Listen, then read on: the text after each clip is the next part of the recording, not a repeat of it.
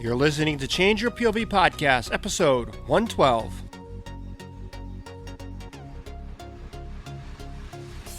I have a lot of difficulty with that, I think, because I find that when, I have, a defeatist attitude sometimes, but I'm more of an optimist most of the time. So it's I know I'm capable of doing all of these things, given I've done, the rigorous seminars of, 2 days worth of 7 different kinds, all these really rigorous things.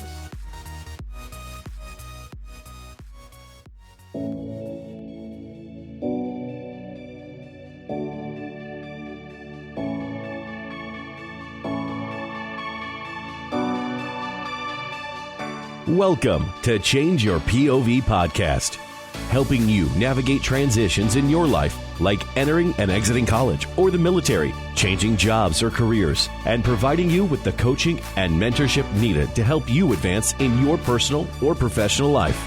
Sometimes all you need is to change your point of view. Now, here's your host, Eddie Lazary.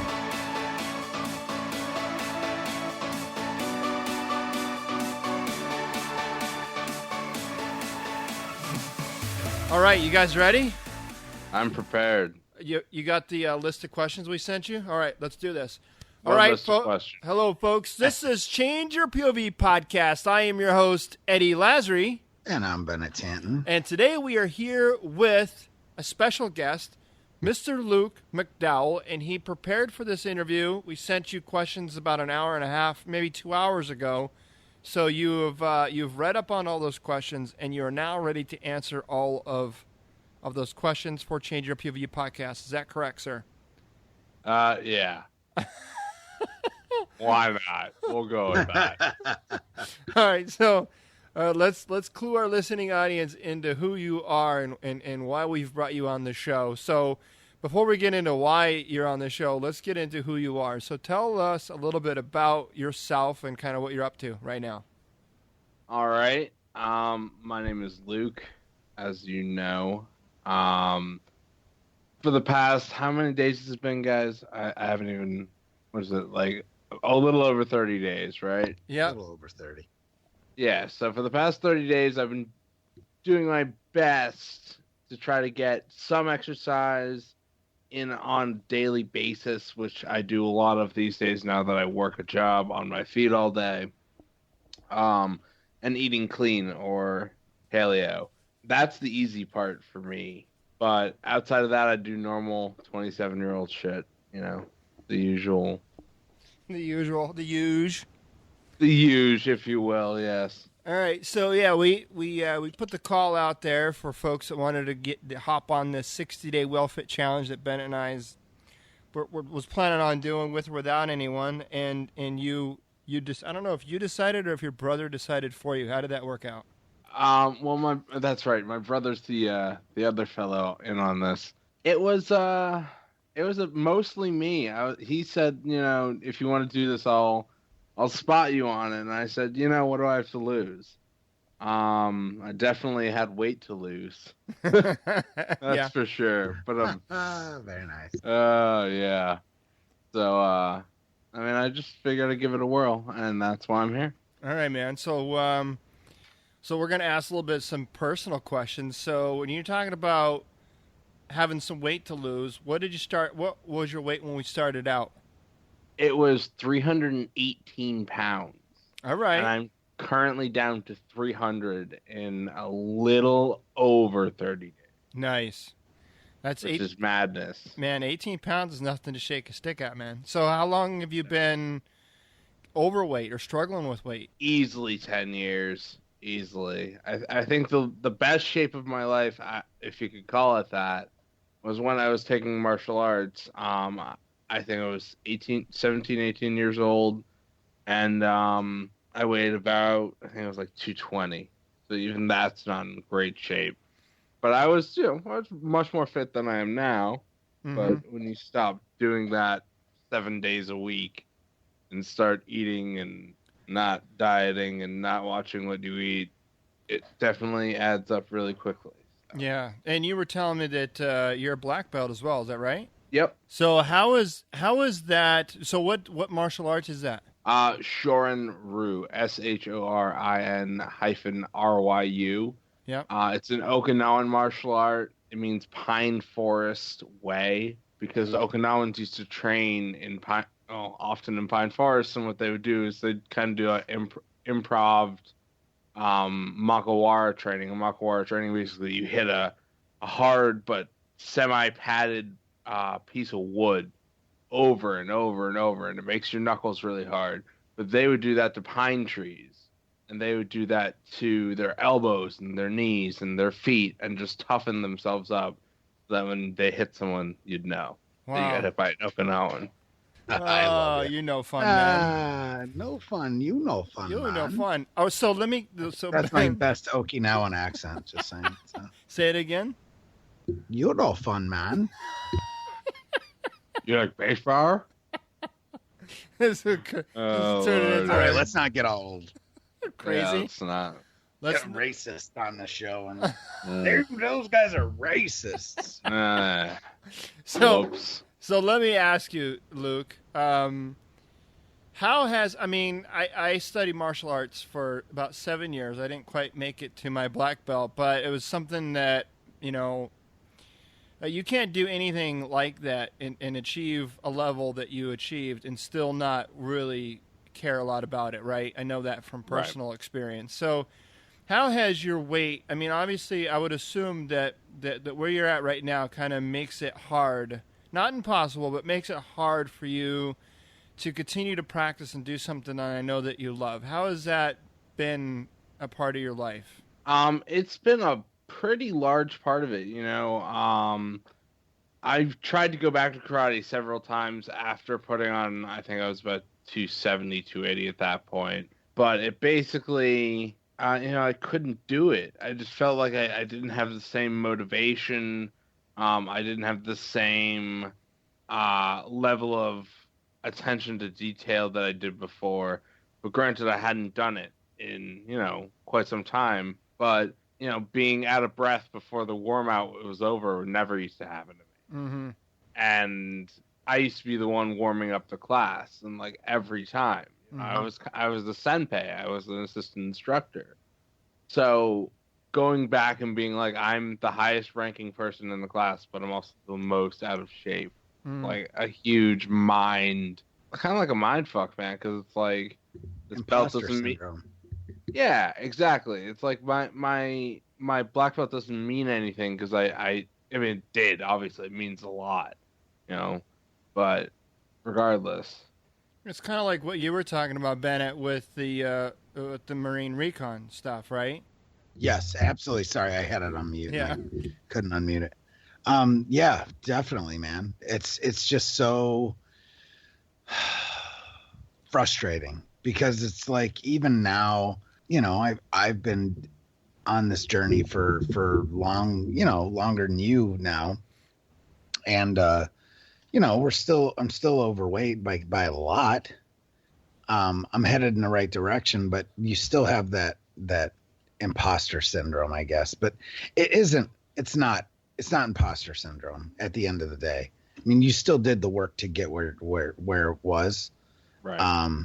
And it's just a confidence thing, and it's like riding a bike, man. You get it back. Mm-hmm. You just gotta work at it again. If you don't do something over and over and over again, you lose your mojo. Right. Right. It just, that's what happens. And so in that instance, it's different, because just being a recon Marine was being a recon Marine, but you have like this idealistic way that you're supposed to be, Right. And and you either are or you aren't. Right.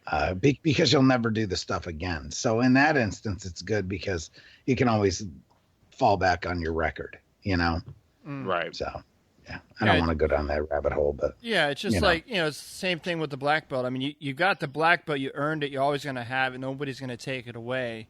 But like you're saying, right, it's kind of like you're there to, like, you're supposed to set the example, right? I mean, like you're saying, as a recon Marine or as a veteran or as, a father or as a husband or whatever, black belt, whatever that you have achieved in your life, you want and you strive to set those examples. And when your weight gets to the point where it inhibits your ability to set a good example, that's when it really starts to impact your self-confidence, and your give a shit level kind of diminishes a little bit, right? You start to feel a little bit defeated. Like, how have you ever, Luke, gotten to the point where you're like, just, screw it, whatever, it is what it is. I'm just gonna try to figure out how to be okay with being, overweight. Oh yeah, absolutely. I have a lot of difficulty with that, I think, because I find that when, like, I have like a defeatist attitude sometimes, but I'm more of an optimist most of the time.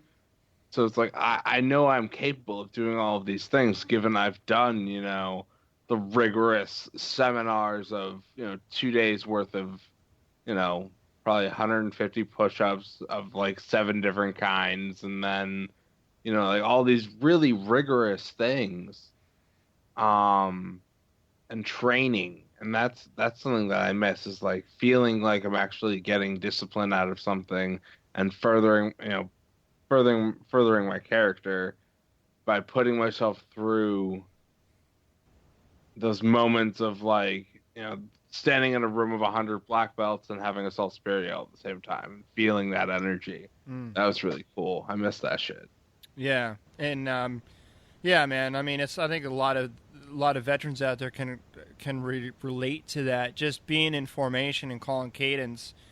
We joked about it at the time, and nobody ever loved Battalion Runs, that Monday morning after a long weekend. But you get out of the military, and some of the things that you never thought you'd ever miss are some of the times that you thought sucked the worst, right?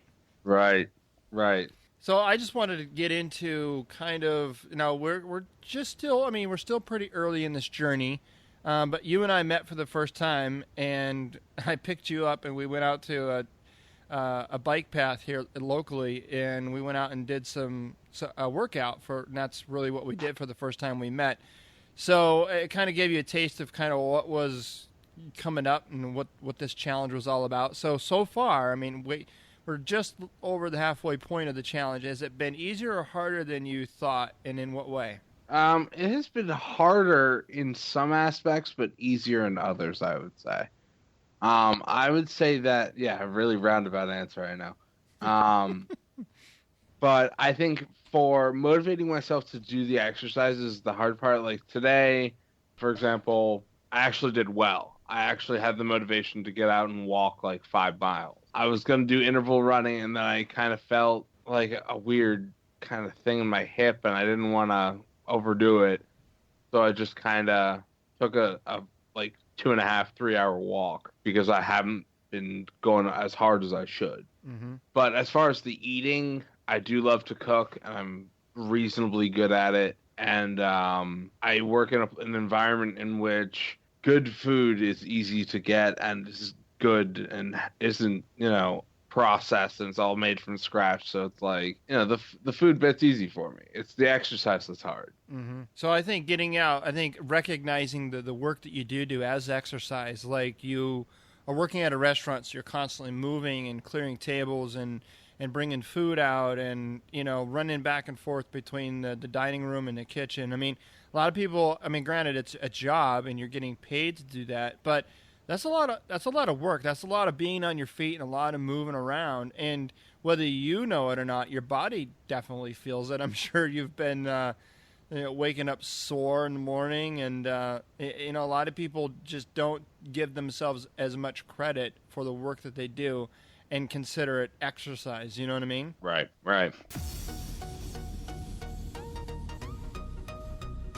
So going through this challenge, what has been the most surprising thing that you've experienced so far out of everything we've done? The fact that I could do, one of my challenges so far, I'm going to disclose this given it was my challenge, was when I had to spell my name in exercises. Yeah, explain that. So, yeah. That so was basically, awesome. dude, that was so hard. But I pushed myself through it, and basically what I had to do was I had to spell L was, I think it was like 20 burpees. I think what you guys started me with. I was like, I seriously hate both of you. The And burpees alone are like asinine, and yeah, man. yeah, no, I Just to know. give you a heads up, though, just for fun, I did my first name the other day, Yeah. and that sucked. Let alone my whole name. Dude, I did my whole We had name. Luke do his whole name. Yeah, that took me an hour and 8 minutes to do, and 29 gigabytes of data because I recorded it. Apparently, is what Andrew said it was, and that is ridiculous. However, I got it done, and I mean that was something that I came from a spot where I could do 5 burpees, and that was like, dude, I'm dead. Like that was 5 in a row. That I do that, times however many times, at least 8 or 9 times. Calculate that, but it doesn't really matter. But, I wound up doing, I think it was like 65, 75 burpees, and I never thought I'd be able to do that. I had a friend in college who was like, Luke, you should just do burpees. And I'm like, dude, I don't want to do that. That sounds like work. And I told him, no, dude, I'm never doing it. It sounds like a horrible idea. I think I'd regret it and probably kill you. Yeah, basically, he didn't ever make me do another one ever again. And I learned to hate them. But now I learned to love them because they do great things for your body. So. That's right. So you did, name, you don't have to name all of them, but name some of the different exercises that you did when you're spelling out your name. All right. So we have burpees on deck for days, as they say these days. Let's see. I have it still up as my background because I planned on doing it today. L, for example, was, a 2-minute wall sit. U was 30-second arm circles, which I think I did that right. It was just kind of a warm-up. K, 10 push-ups. I was like, I got this. And then I went up to E, and I was like, oh, great, 1-minute wall sit. So periodically I would stop, look at the camera, and swear at Andrew and Bennett, and that got me through it, the rage. I fed off that. Hate. A little bit of hate will take you a long way. Yeah, exactly. And what else? M, 20 burpees. So the first letter of my last name, instantly 20 burpees. C, 30 squats. That was easy. I'm really good at squats. My legs, though, hate me for it. Day after. It's like Eddie in lunges. Oh, my God. Don't even get me going on lunges. Where's D hiding? Oh, yeah. Then I had to do 15 more push-ups. And it just kept going into burpee land. And I kept, wanting to, cry. You think that was accidental by any stretch of the imagination? No, probably not. Knowing Bennett, I would say probably not. I don't know. Man. I don't know if you pulled that off the internet, Bennett, or if you made that, but good Isn't job. that fantastic? Kudos to you, bro. No, Nice. Luke's Andrew found it. Oh, he found it. Okay, he didn't create it. He found it. Of course he did. Andrew found it, and then we modified it, I think. Nice. I love it. So what's been the one thing so far that you learned about yourself that surprised you? Mostly it's that I can diet really well if I make my own food. And I think that's a huge piece of it. And it's like, I don't really like going out to eat, A, because it costs a lot of money. B, I don't really have as much control, if any control, in what goes into my food. That's very important to me. And finally, it's a matter of health. And I make things now. I have a recipe that I have to share with you guys at some point for the best sweet potato fries you'll ever make in your own house. / will ever have. I just made those tonight. Yeah? I don't believe I sure you. did. No, I did. I swear. The ones with the Parmesan and the oh no, I didn't do those ones, but I did make sweet potato fries, and then sweet potato fries, Brussels sprouts, and grass-fed hamburgers. Oh boy. So Bennett, the only time that I came out to your house, well, the only meal that we we ate together at your house. It was there. pretty extravagant. You had sweet potato fries and you burnt them. Burnt the crap out of them. Well, in your defense, we were a little, I don't know, a couple drinks. A couple shades to the wind. Yeah, a little couple of sheets, whatever the hell the saying is. 3 sheets to the wind. We're a couple sheets in. Let's just say that we should not have been cooking while that. I wasn't that late yet. The problem was there was just too much going on food wise. Yeah. So I lost track of the freaking sweet potato fries. But oh well. The ones I made tonight were actually really good. Were they? But, all right. yeah. Because you tried to make that. What was that Canadian dish called? Poutine. Poutine. Yeah. I've never had it before, and Bennett's like, "Oh, I'm going to make this." And he made it, and was like. So, it was a little, and it was there, but it was still good, but it wasn't as good. It was good. It was definitely. I was hungry. Could have been way better. It was awesome. So Luke, what do you have for goals? Like, what in your mind? Like, what do you want to get out of the rest of this challenge? That's a good question. I think I want to lose, in terms of weight, I want to see if I can lose another 15, 20 pounds for sure. I'm sure that's possible, given how I've done so far. Outside of that, I want to do more introspection. There's a lot of things in my life that I don't have a lot of control over, but there are things that I do, and I want to change, and nothing changes if nothing changes. Mm-hmm.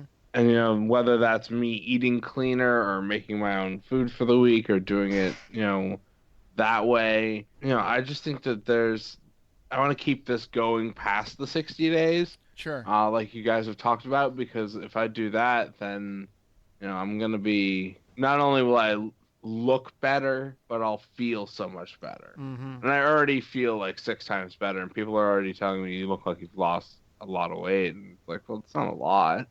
It's definitely more than, this is the most weight I've lost in 5 years, if not more. Yeah, man. And it's amazing how moderate exercise and eating clean will really honestly make you feel so much better. You know what I mean? Yeah. I mean, weight loss is obviously part of it, and the more you lose, the better you'll feel, and the more energy you'll feel like you have, and all of that. Will come part of it. But just the getting out and moving or staying in motion and eating clean really does a lot for just the way your body feels, and the energy levels that you have, and the better sleep that you get at night, and just all of that is really compounded on top of the diet, the good clean food diet that you're eating. So back to the introspection real quick. This is a very interesting piece to this whole challenge, because the 30 and the 60-day Well-Fit Challenge was really around, like I said, moderate exercise and eating clean. But what ends up happening along the way, and this actually came as a shock to me, and this is level of introspection that you mentioned, right? The learning about ourselves and becoming more self-aware. So talk to us a little bit about kind of this journey that you've been on so far, and kind of, You've had a chance to be reacquainted with Luke again, right? With Luke? Yeah, yourself. Oh, yeah. That guy. Guy. That guy, the other Luke. Well, I do know one other Luke, and he has the same birthday as me, so we're pretty much the same person. But anyways, yeah, man, I think that when I look at myself, I think this is common for a lot of people, but it's very pretty relevant to me, at least, is when I look at myself, I sometimes get a little bit scared. I find that that's the hardest part about it for me, is looking at myself honestly and seeing where I can make improvements and what I can tweak. It's one of those things where it's hard to really determine what that is until you see a behavior that you don't like, or there's something that needs to change, So how's it been so far working with, so you and I we're accountability partners, and Bennett and Andrew are accountability partners. So is going through this challenge with an accountability partner been helpful, not helpful? Have you tried to do anything like this before with or without accountability partners? So talk to us briefly about that accountability piece and what has that meant for you so far in this challenge? So as far as my accountability partner, that being you, Eddie, it is really good to have someone who I can kind of either bounce ideas off of or get recipes from or ask for a particular workout regimen. I find it really helpful to have someone I can talk to about anything. It's not even just related to working out or food or whatever it is. Having people there for me is a huge piece of a long-term change in one's lifestyle. At least I feel it. Yeah, it's about getting shit off your chest, and sometimes, like you said, it doesn't really have to do with fitness or exercise or diet or anything like that. It's other things that kind of that we deal with. It's called life, right? And oftentimes we can't, if we are looking for a long-term change in our lives, we can't ignore those elements of our life, because it's oftentimes those elements of our life that are the catalyst for our bad behavior, our habits, right? We get depressed, or we get sad, or we get upset, or we get angry. Some people turn to alcohol. Some people turn to eating. Some people, that's what's nice about being humans. We have, a gazillion devices, right? So it's, if eating or if food becomes that device that go-to, that fallback every time something doesn't go your way, if all you're worrying about or all you're focused on is a clean eating diet and moderate exercise, and you're ignoring all those other triggers, right? We kind of talked about this earlier tonight. Then you're really kind of ignoring the bigger problem, the underlying problem that you really need to address if you're looking for long-term sustainable change in your life, right? Mm-hmm. So what's it like going through this challenge with your brother? Has it been easier or harder than you thought it would be? Because I know I got two brothers and a sister, and I know sometimes they could be the most supportive people in our life. Sometimes they can be a little bit too supportive, in our life. Sometimes they don't know their limits, and sometimes they, it's really hard when you're engaging family in a big life-changing thing like this. So how's it been with you? It's been pretty good. I love my brother Andrew. He can be a little bit overbearing sometimes, not in a bad way. But, when I was doing my name challenge, if you can call it that, name torture, maybe. It was nice to, in a way, to see him try to motivate me in his usual, whatever, overbearing manner. But it was, it can be hit or miss. And, like in that scenario, it was a hit, because I found that I was kind of like, well, I'm on camera doing this and I have to finish. Right. Because if I don't, my brother is going to make fun of me. Right. No, having that little bit of extra fuel made probably 15 of those 75 burpees a little bit easier. So, nice. That's good, man. That's good. Proper motivation. Never killed anybody.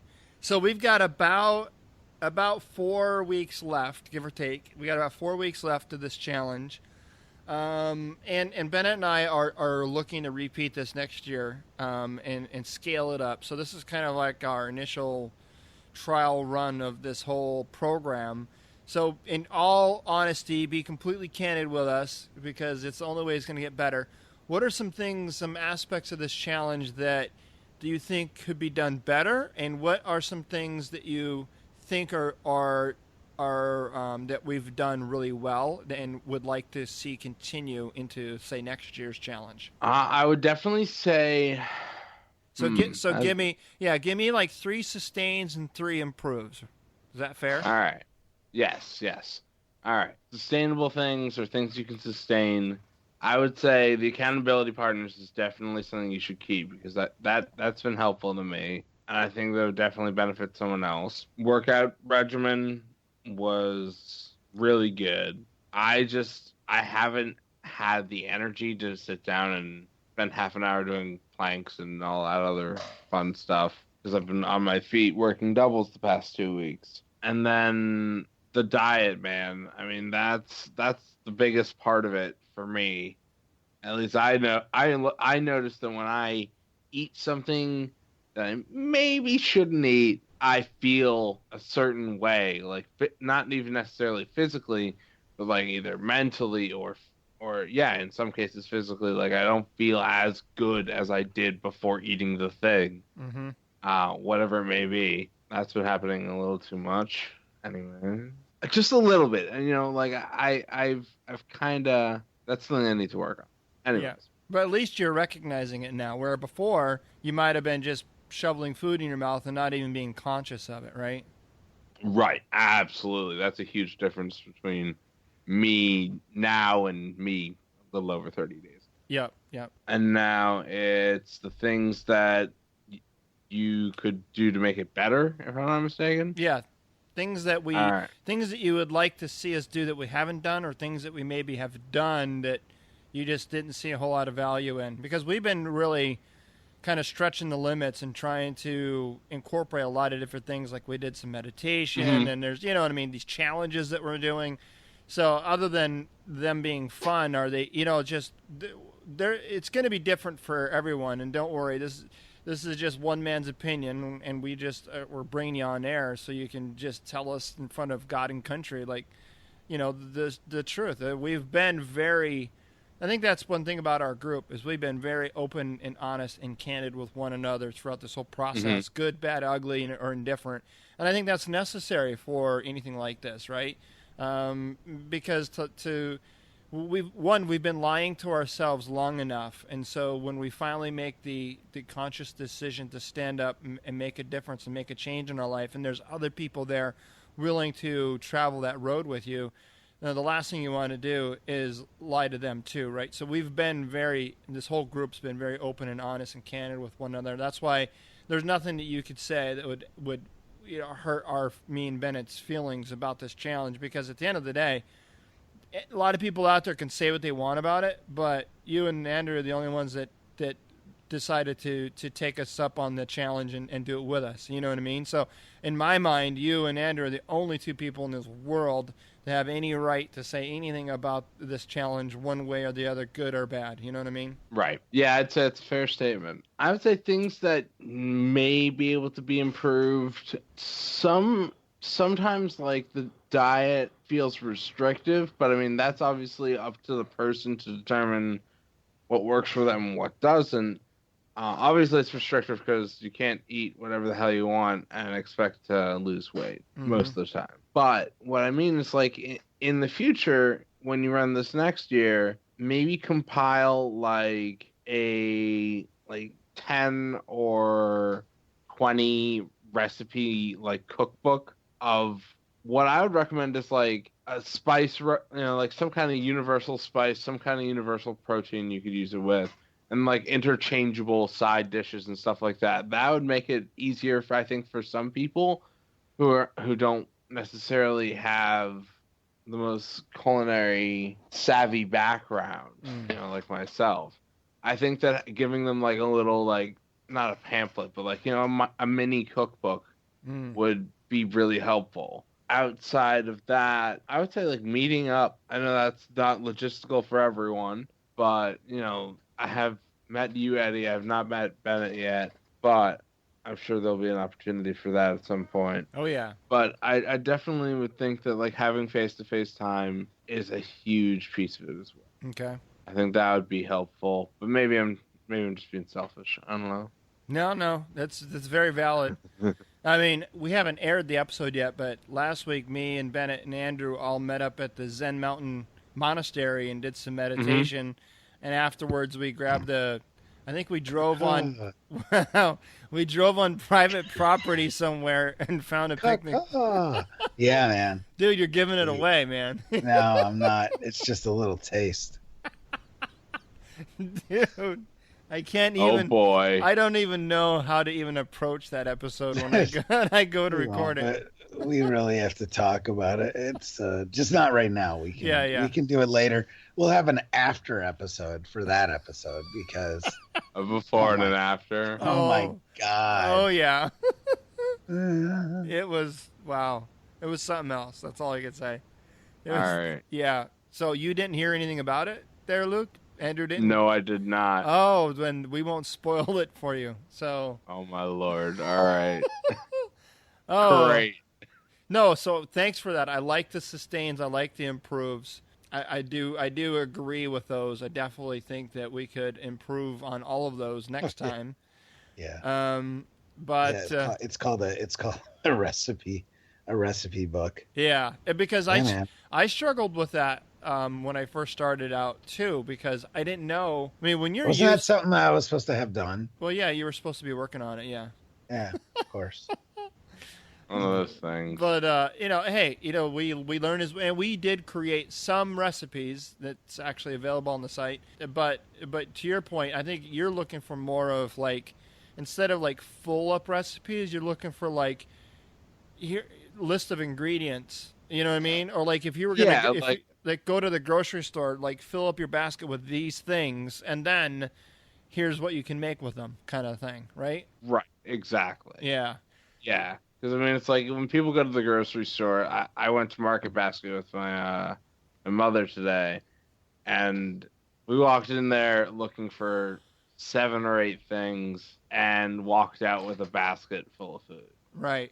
Right. And it's like, do you really need everything in every aisle, Mom? But more to the point, it's like, how much of this is actually good for you? Right. And, like, it's one of those things How where much of it ends up in the trash? that's another piece of it.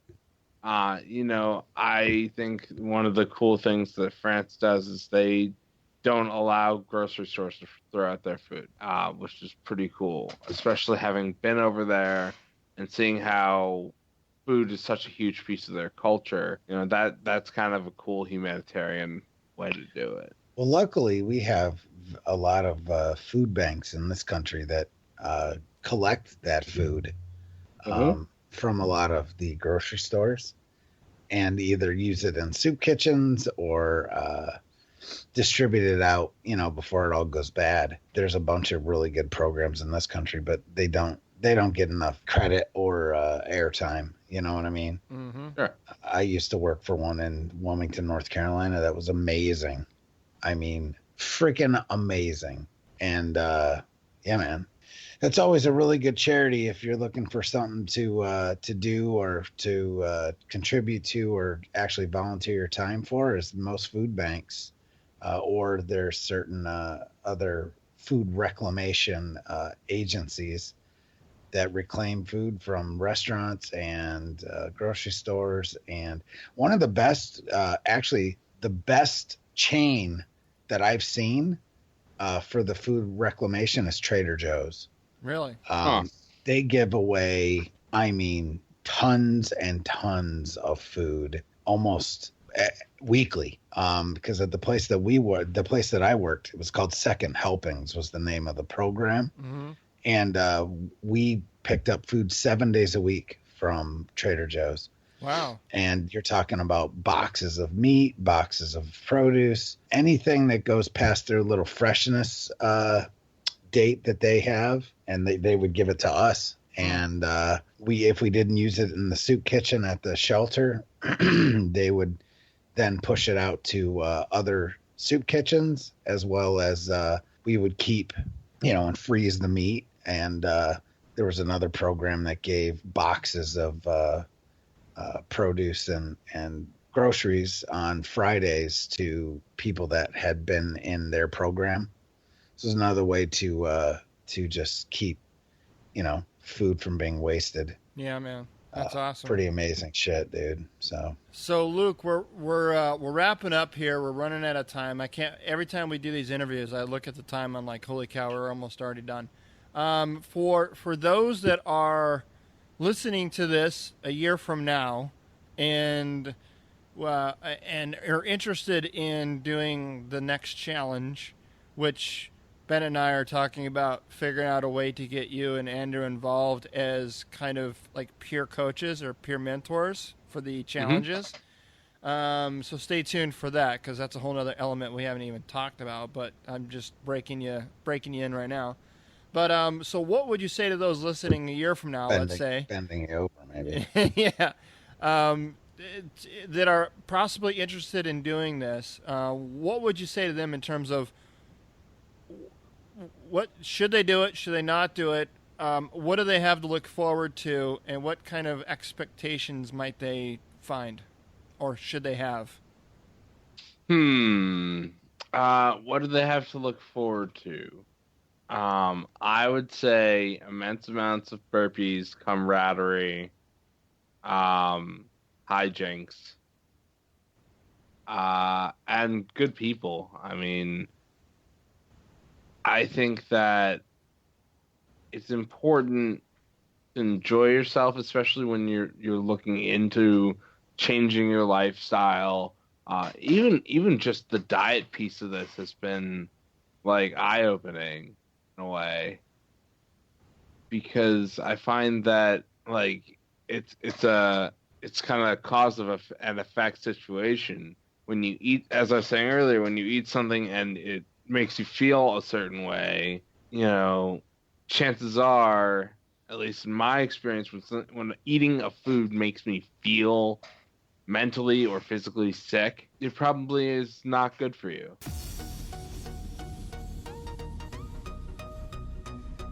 Now, we do have this closed Facebook group. Nobody's in it but us. How has that been during this challenge? I know that's very, very crazy stuff that happens in there, yeah? Yeah, it's some rays of sunshine and unicorn puke. It's one of those things where you get to express yourself, but you don't always express yourself the right way. And I feel like, it makes me honest, be able to, voice my opinion or voice even a recipe, and to not feel like I'm going to get barked at for it. Right. Because there's a saying that I like, which is, if you can't help, don't hurt. Yep. And that's something that I feel like is a mantra of this group, is, instead of, forcing shit down my throat, it's been, hey, here's a way that you can enjoy eggs by frying them without the calories, or the butter. By using coconut oil, it's much healthier. It's like, okay. And I learned to love coconut oil as a frying agent. Mm-hmm. That. Right. Things that I would tell people outside of that: do not underestimate yourself. I underestimated myself with that name challenge. I thought there was no way in hell I was going to be able to do that. Mm-hmm. 29 gigabytes of data later, and an hour and 8 minutes of my time, I was a sweaty, sore, tired mess of muscle. And we got to see what that looked like. It condensed down to 12 minutes of fast motion. Yes, it was awesome. That was great. And somehow I didn't run out of water. Not once. Not once. Awesome. I cannot believe how in the hell you managed to get that self-filling cup on your dresser there. That never seemed to empty throughout the entire process. It was awesome. Yeah, it was. By the end of it, I had about a quarter of the cup left. I got to go back and watch that video and count how many times you actually sipped out of the cup. I guarantee it was more than 50. Oh, easily, yeah. It's a 32-ounce cup. If I take, 0.5 ounce sip every minute. That's awesome. Hey, thanks for coming on the show and sharing your story, man. It's a big story. It's a life-changing story. It's your story. And like many stories, they're full of chapters, and this is just, we're embarking on chapter 2 of your story, and any good story has more than 2 chapters, as we know. So you've got a long way to go to achieve your quest of health and fitness. But along the way, we hope that you are learning about yourself, and you're learning about your environment, and you're learning about things that you can do, even though you think maybe before you tried you couldn't. And you are making some good friends in the process. Like I told you the first day we met, man, I gave you a great big hug and said you're now part of the family forever, and that's true. We mean that. This isn't something that we just are doing just for whatever shits and giggles. We really mean it. You guys are a part of the family, and even after this challenge is over, we're still going to be keeping in touch and talking about progress and getting photos and updates and everything else, and bringing you back on the show and seeing how you guys are doing and all that. So this is just like you and Bennett and Andrew, and we've all had an opportunity to get to know one another over the last month or so. This is really the first opportunity our listeners have to meet you, Luke, and get to know you a little bit, because we're going to have pictures and stuff on the site, and I wanted to give the audience an opportunity to kind of get to know you a little bit instead of just see pictures of you on the website. I want them to be able to know who you are as a person. You know what I mean? Sure. So with that, thank you, sir, for coming on, and we're going to be bringing your brother Andrew on here at some point as soon as we can make a good connection and get him on, as long as my computer doesn't decide to take 2 hours to update. But it's just one of those weeks, man, week and a half. But hey, it is what it is. So Bennett, Wow. Any closing words, sir? I don't, other than I don't have any. You like I'm tapped out. You're tapped out. Tapped out. You're just pissed because your Monday is tomorrow. Yeah, that's true. It's a good point. Yep. So I got through my Monday, man. You know what my favorite day of the week is? Tuesdays. You know why? Well, It's the enlighten us, please. It's the furthest. It's the furthest day away from Monday. It's true. You're funny. All right, Luke. Thank you, sir, for coming on, man. Appreciate it. Thank you for having me. And you know I love you like a sister, right? Yeah, I know. Okay. Like a sister. Like a sister. All right, folks. I hope An you. Okinawan sister. Yeah, no, stop it. Stop it. Folks, I hope you enjoyed this episode. You can. There won't be a whole lot of show notes for this episode, but we might throw a couple of. I'll tell you what. How about you come up with a listener challenge, Luke, and we'll post it in the show notes page.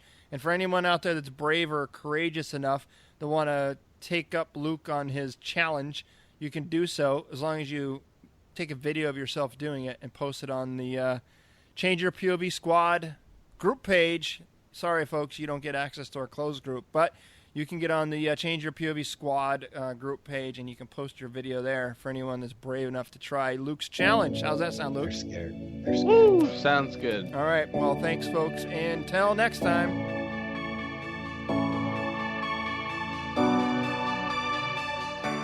Thanks for listening to Change Your POV podcast with Eddie Lazary. Check out more content by going to changeyourpov.com. And remember, your ability and willingness to change your point of view will open doors of opportunity.